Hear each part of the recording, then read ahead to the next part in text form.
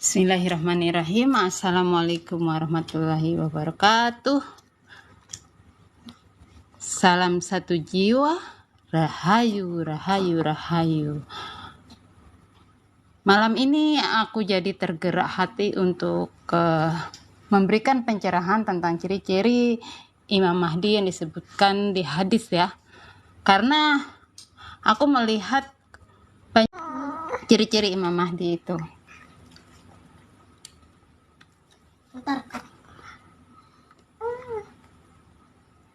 Jadi di sini aku ingin memberikan pencerahan tentang ciri-ciri hadits yang telah beredar di medsos.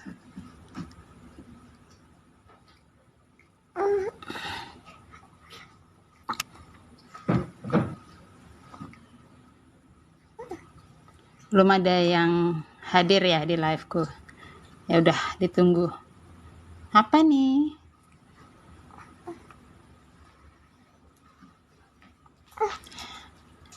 Oke, alhamdulillah ada namanya yang sudah bergabung, Ikhwan Sejati. Masya Allah, namanya yang sangat penuh hikmah.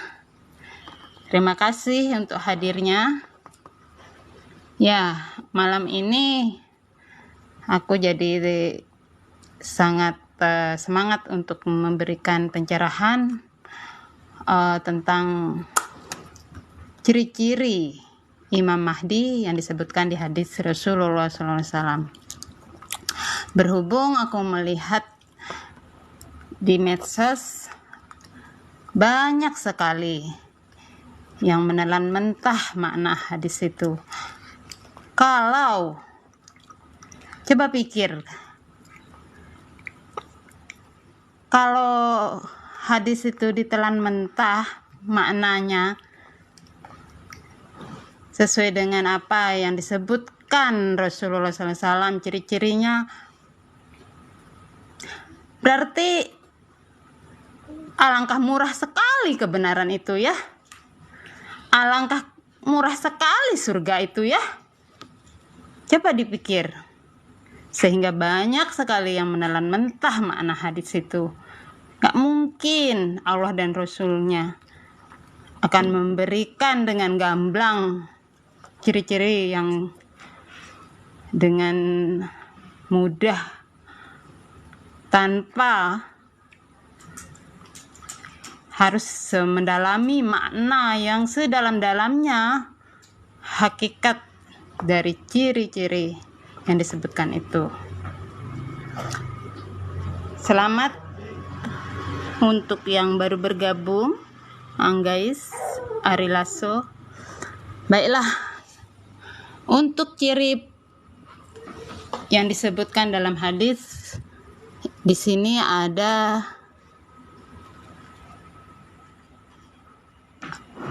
hadis yang berisi dari Abdullah bin Mas'ud berkata, Rasulullah bersabda, tidak hancur dunia atau kiamat hingga menguasai Arab seorang laki-laki dari keturunanku yang namanya sama dengan namaku. Apakah jadi aku tertawa jadinya, sehingga orang-orang mau nelan mentah bener hadis ini. Apakah harus mencari yang namanya Muhammad untuk namanya Imam Mahdi itu, sedangkan di dunia ini seabrek namanya Muhammad? Sampai ada loh, aku tertawa sendiri aja dalam hati ketika ada yang mengaku Imam Mahdi, katanya namanya Muhammad, kemudian ada lanjutannya 7 huruf. Masya Allah, ya Allah, ya Allah. Jadi yang namanya sama dengan namaku, katanya Rasulullah SAW. Berarti banyak sama yang namanya Muhammad kan? Di setiap daerah pasti ada yang namanya Muhammad. Padahal mau tahu, ini makna hadis itu adalah raga kita sendiri itu Muhammad. Ya. Iya, badan kita sendiri itu Muhammad. Itu sosok batin. Kalau sosok zahirnya ya Nabi Muhammad Shallallahu Alaihi Wasallam. Jadi seimbang di dunia itu. Jadi dunia akhirat harus seimbang. Batin zahir pun harus seimbang. Itulah yang dituntut sama alam ini sehingga bergejolak karena aduh anakku kenapa mengganggu? Apa sayang Pak? Arwah, temenin adik dulu bentar.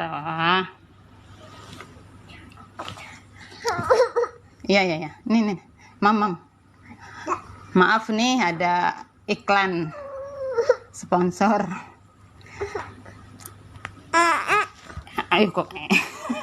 Ntar Arwah ajak masuk adik dulu.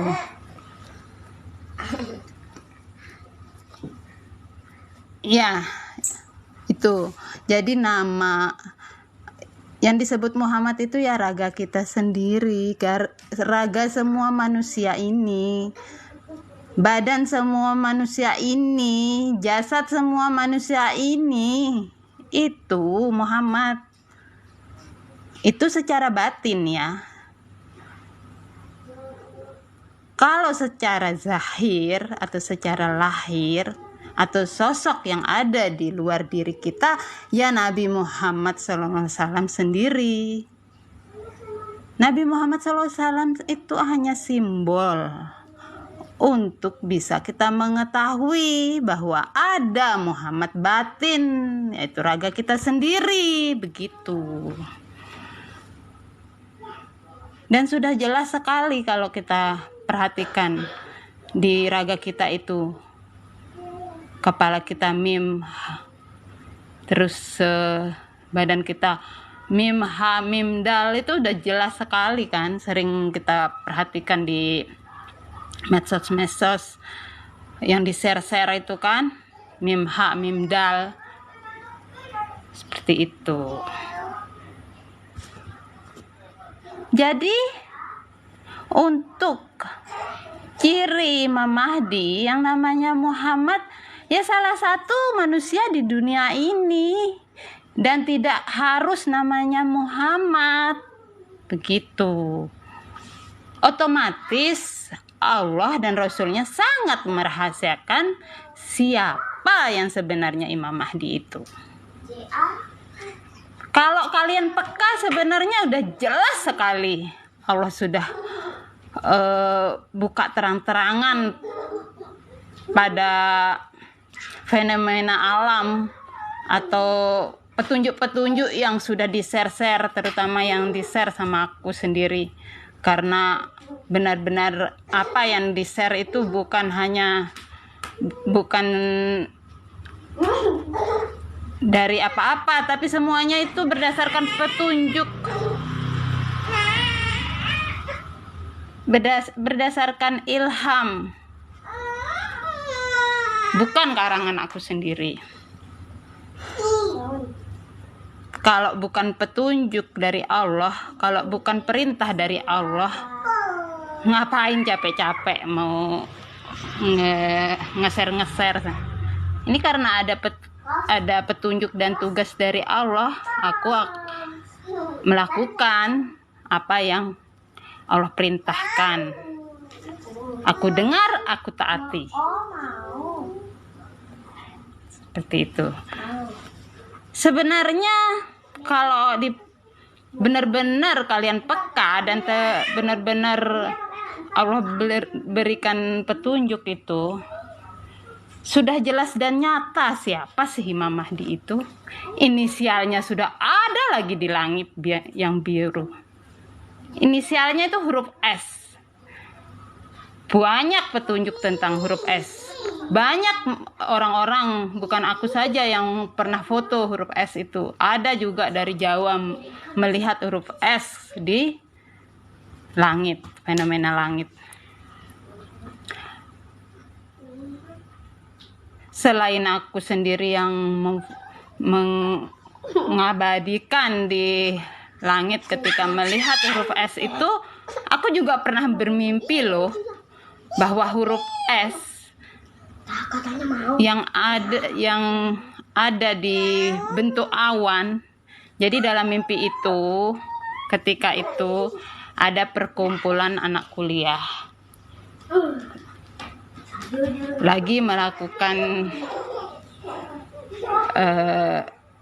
suatu kegiatan.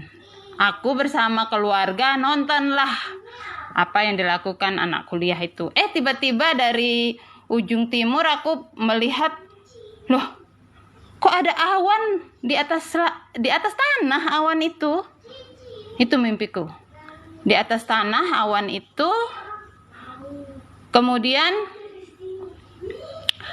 awan yang di atas tanah itu berbentuk huruf S. Setelah itu aku terbengong melihat awan berbentuk huruf S ada di atas tanah sambil bergerak-gerak membentuk huruf S itu. Jadi banyak sekali yang melihat ketika di dalam mimpi itu. Langsung aku berlarian mendekati awan yang berbentuk huruf S itu sambil aku sebut sebuah nama. Mau tahu, waktu dalam mimpi aku berkata, S, Imam Mahdi adalah Sahrin, Imam Mahdi adalah Sahrin. Begitu kataku di dalam mimpi, tahu nggak? Langsung aku lari, banyak yang berlarian juga untuk mendekati. Tapi belum terlalu dekat sama awan berbentuk huruf S tersebut. Langsung awan itu lebur dan tidak berbentuk huruf S lagi dan menghilang. Begitulah mimpiku. Dan ketika aku melihat huruf S itu, aku juga merasakan bahwa ini pasti maksudnya Sahrin gitu. Itu bukan mimpi, itu kenyataan awalnya. Baru aku lama mengabadikannya, baru aku dapat mimpi itu. Seperti itu. Jadi kembali ke makna hadis, ini jangan diartikan mentah ya. Ini bukan Imam Mahdi harus namanya Muhammad. Kalau Imam Mahdi itu benar namanya Muhammad, sudah dari dulu, zaman dahulu kala pasti ketemu orangnya. Buktinya beratus tahun belum ketemu kan, sampai sekarang. Nah, yang sebenarnya juga Imam Mahdi itu sebenarnya sudah keluar, tahu nggak sih? Cuman sembunyi di tempat yang terang benderang. Itu juga sudah disampaikan sama YouTube. Hanya orang-orang yang khusus yang dipilih Allah yang mengetahui keberadaannya pastinya gitu. Yang jelas Imam Mahdi itu berada di sebuah daerah yang memiliki makna artinya lurus. Manakah yang maknanya makna daerah yang nama daerah yang maknanya lurus itu? Ya Lombok. Kenapa Lombok? Sebenarnya begini ya, untuk cerita tentang Lombok. Dahulu kala Asal dinamakan Lombok itu dari kata bahasa Sasak. Lombok kan memiliki bahasa Sasak. Nama bahasa Sasaknya Lombok itu nama bahasa Lombok itu sendiri Sasak. Nah, dari bahasa Sasak itulah diambil nama Lombok. Gini, coba perhatikan saya menyebutnya Lombok, begitu. Lombok artinya lurus. Hanya saja karena orang luar Lombok membaca Lombok itu nggak bisa bilang Lombok, jadi ya sudah, jadi terucaplah dengan kata Lombok. Sebenarnya Lombok, dari Lombok itu diambilnya. Jadi Lombok itu artinya lurus. Ihdinas siratal mustaqim. Amin. Ya mungkin sudah waktunya memang harus kalian semua tercerahkan sebelum datangnya pembersihan besar-besaran, agar aku yang mengetahui, yang diberi petunjuk sama Allah, yang banyak diberi petunjuk, yang banyak diberikan ilham tentang rahasia perjalanan akhir zaman ini, tidak menyesal nantinya kalau pembersihan besar-besaran itu terjadi, kalau aku tidak sampaikan hal ini. Waduh, betapa menyesalnya aku ketika nanti hal itu terjadi lalu aku tidak sampaikan, padahal aku mengetahuinya. Nanti aku salah besar di diriku. Aku merasa bersalah sekali kalau aku hanya diam melihat kebingungan manusia-manusia yang bingung mencari di mana sih Imam Mahdi itu. Mungkin karena aku pernah bermimpi kemarin berapa hari yang lalu ya, berapa malam yang lalu aku bermimpi mengumumkan untuk segera berbakyat kepada Imam Mahdi. Mungkin karena mimpi itu jadinya Allah menggerakkan hatiku untuk menjelaskan semua, karena aku akan yakin sekali akan terjadi dalam diriku penyesalan yang luar biasa ketika nanti pembersihan besar-besaran itu benar-benar terjadi. Karena aku juga pernah bermimpi 70% manusia akan dilenyapkan di bumi ini ya. Waduh, ngeri kalau ingat hal itu. Kalau ingat mimpi itu ngeri, merinding rasanya. Tak bisa dibayangkan 70% dilenyapkan manusia di bumi ini. Bukan Indonesia loh, tapi dunia. Mudahan kalian semua yang menyimak aku malam ini terselamatkan. Amin ya Allah.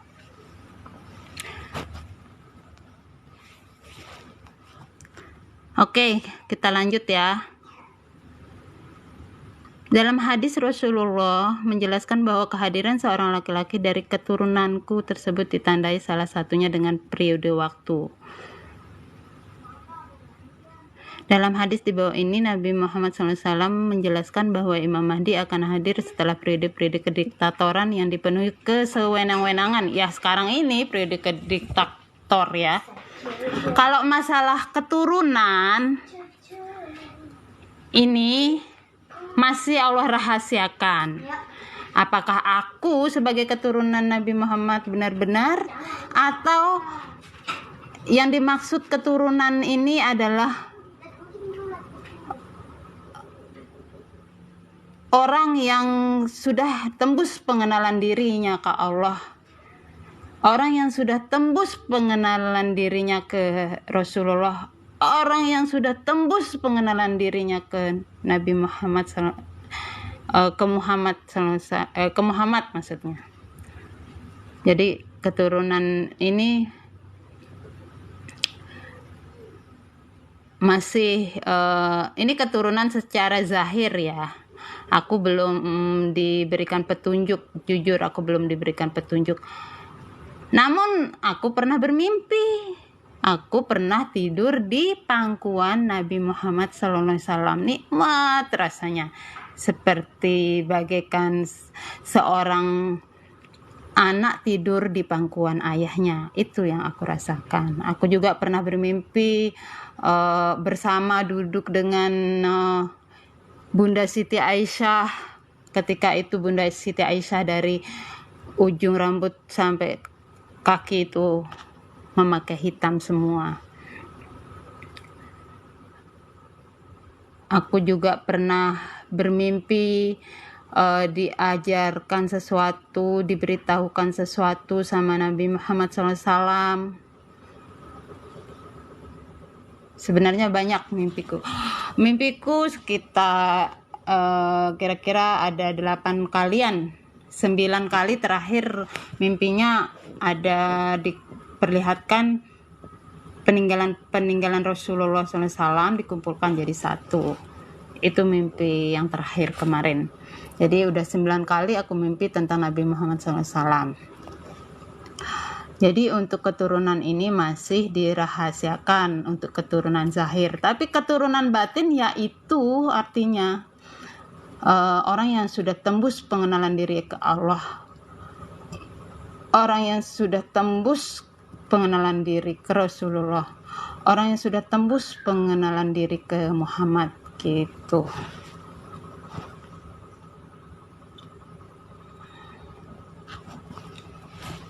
Boleh kok kalau ada yang mau bertanya. Masya Allah banyak sekali yang sudah bergabung ya. Tapi sebatas kemampuanku aku jawab. Sebatas kemampuanku aku jawab ya. Kalau nanti aku tidak bisa jawab, ya maaf aja, karena hanya itu yang bisa aku utarakan jawabannya sesuai dengan kemampuan yang Allah kasih. Oke. Baiklah, kita lanjut ya. Untuk apa sekarang? Oke, sekarang tentang hadis yang kedua. Rasulullah SAW bersabda,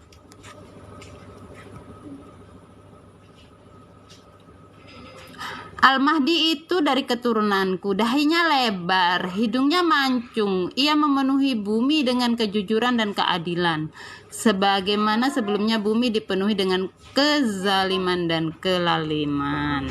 Ya. Jadi jangan diartikan mentah lagi dahinya lebar. Berarti waduh, semua diperhatikan dong dahinya. Seru banget dong. Semua perhatikan dahi orang. Dahinya lebar. Akan mencari dahi lebar sampai mati pun tidak akan ketemu kebenaran itu kalau mengartikan secara mentah hadis ini. Dahinya lebar. Padahal dahi lebar itu yang dimaksud adalah wawasannya luas, pikirannya luas, pengetahuannya luas, idenya cemerlang, gagasannya gemilang. Karena apa? Karena kan beliau dituntun sama Allah, sama Rasulullah, sama para nabi, sama para wali, para malaikat. Jelas jadinya akan memiliki apa yang saya sebutkan tadi itu. Gitu, bukan dahi lebar, benar-benar dahi lebar. Sampai semua yang lebar-lebar jadi, semua yang punya dahi lebar jadi pada ngaku-ngaku. Bingung mat dah. Kacau. Gitu ya. Hidung mancung. Bukan, kan hidung mancung banyak. Orang bule juga hidungnya mancung toh. Waduh. Jadi yang dimaksud hidung mancung adalah peka terhadap kejadian, peristiwa, tragedi, peka terhadap kejadian yang sudah terjadi, maknanya apa, itu nanti Allah kasih tahu, Allah kasih petunjuk, ini loh maknanya kejadian ini. Dan Allah juga beri petunjuk kejadian yang belum terjadi, kejadian yang akan terjadi. Itu artinya peka. Yang artinya hidungnya mancung, peka, ya.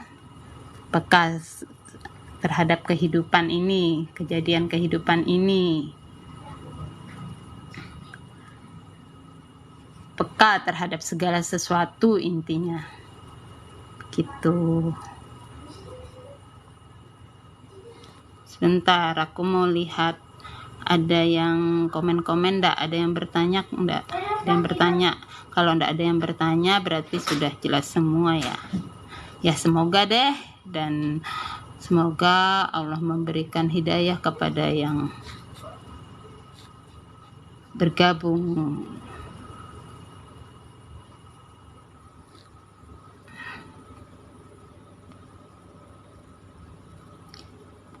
Oke, lanjut untuk hadis selanjutnya. Nah ini, jadi untuk hadis selanjutnya ini Rasulullah SAW bersabda, akan berperang 3 orang di sisi pembendaharaanmu. Mereka semua adalah putra khalifah, tetapi tak seorang pun di antara mereka yang berhasil menguasainya. Kemudian muncullah bendera-bendera hitam dari arah timur. Ini sudah jelas sekali dikatakan arah timur. Arah timur kan Lombok ya. Lantas mereka membunuh kamu dengan suatu pembunuhan yang belum pernah dialami oleh kaum sebelummu. Kemudian beliau SAW menyebutkan sesuatu yang tidak aku hafal, lalu bersabda, maka jika kamu melihatnya, berbaiatlah walaupun dengan merangkak di atas salju, karena dia adalah khalifah Allah Al-Mahdi. Oke, sekarang aku akan menjelaskan makna hakikat dari kata berbaiatlah walaupun dengan merangkak di atas salju. Ini artinya sekalipun membutuhkan doa, ikhtiar, perjuangan, pengorbanan gitu, baik secara materi maupun non materi. Pengorbanan yang dimaksud misalnya untuk menuju ke Lombok, kalau dari Jawa kan butuh biaya ya untuk terbang atau untuk naik kapal laut. Seperti itulah. Kasih kakao.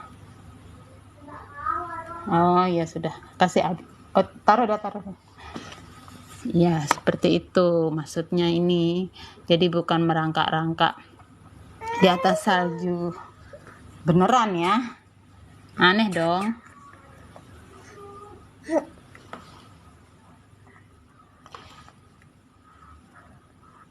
Nah,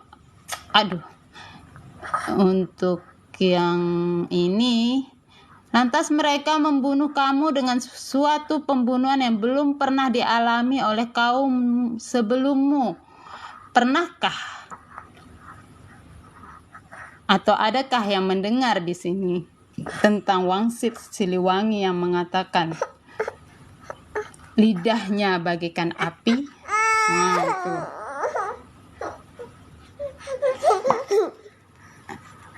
Itu maksudnya lidah bagaikan api. Lidah bagai api itu sabda kun fayakunnya itu bisa membuat para dajjal-dajjal atau orang-orang yang berhati dajjal atau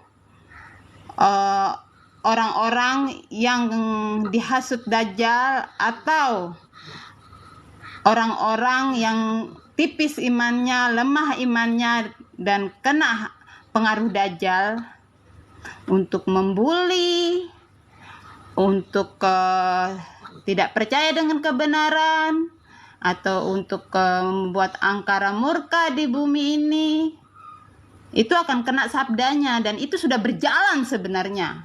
Tidak ada yang tahu dari awal 2020. Bahkan sebelumnya sudah, tapi tidak terlalu banyak. Tapi yang terlalu banyak ini awal-awal tahun 2020, awal-awal virus corona muncul itu. Nah, di situ itu namanya pemotongan Imam Mahdi. Dan itu terjadi ketika Imam Mahdi dibuat marah sama siapapun, sabdanya langsung terjadi atas kehendak Allah, izin Allah. Namun yang kena itu Imam Mahdi sendiri nggak akan tahu, karena yang memilih untuk kena, siapa yang kena mati itu Dajjal. Tahukah artinya Dajjal? Datang ajal. Itu hakikatnya Dajjal itu sebenarnya. Datang ajal. Jadi siapa yang tergolong Dajjal ya datang ajal gitu. Jadi yang mana yang akan kena itu Allah yang memilih. Imam Mahdi hanya ditugaskan untuk berucap sabda kun fayakunnya saja gitu. Jadi yang memilih itu Allah. Imam Mahdi sendiri nggak tahu siapa yang kena sebenarnya. Ketika dikasih tahu ada yang meninggal di sini, waduh, ternyata ini yang kena karena saya sempat marah tadi. Nah, seperti itu contohnya. Itu yang namanya pemotongan Imam Mahdi. Kenapa bisa terjadi begitu? Karena Imam Mahdi sudah bekerja sama dengan Nabi Isa alaihissalam. Sudah ada di dalam wadah Imam Mahdi itu sendiri. Sehingga ada ungkapan yang mengatakan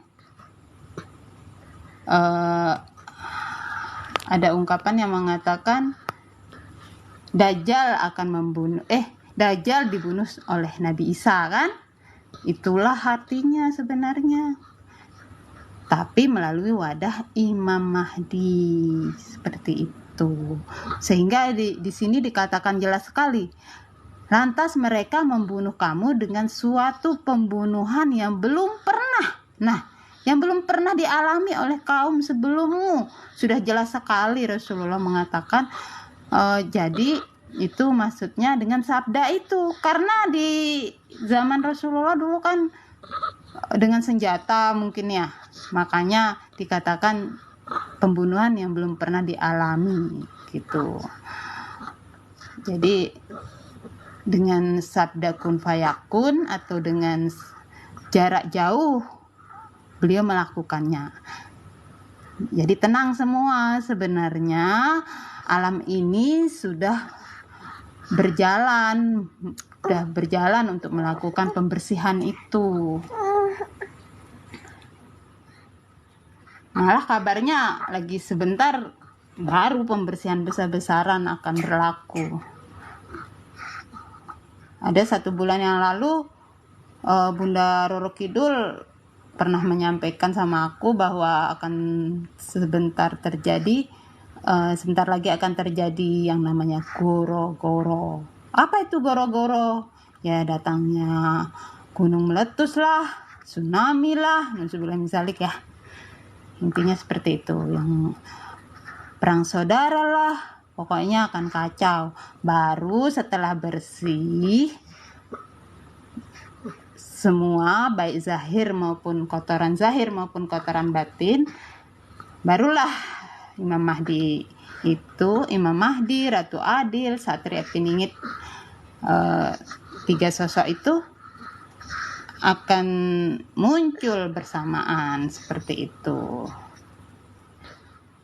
Kalau yang ini belum aku dapat petunjuk ya, mudah-mudahan nanti aku dapat petunjuk.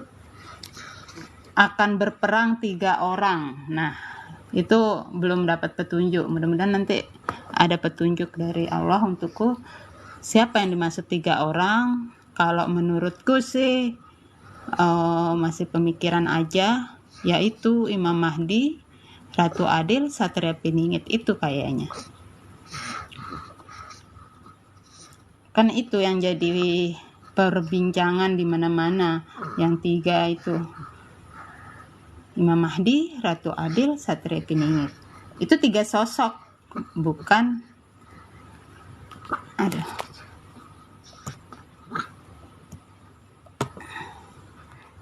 Itu yang dimaksud 3 sosok. Namun ada juga dari YouTube yang beranggapan mereka 1 sosok, cuman banyak nama. Salah itu mereka 3 sosok ya.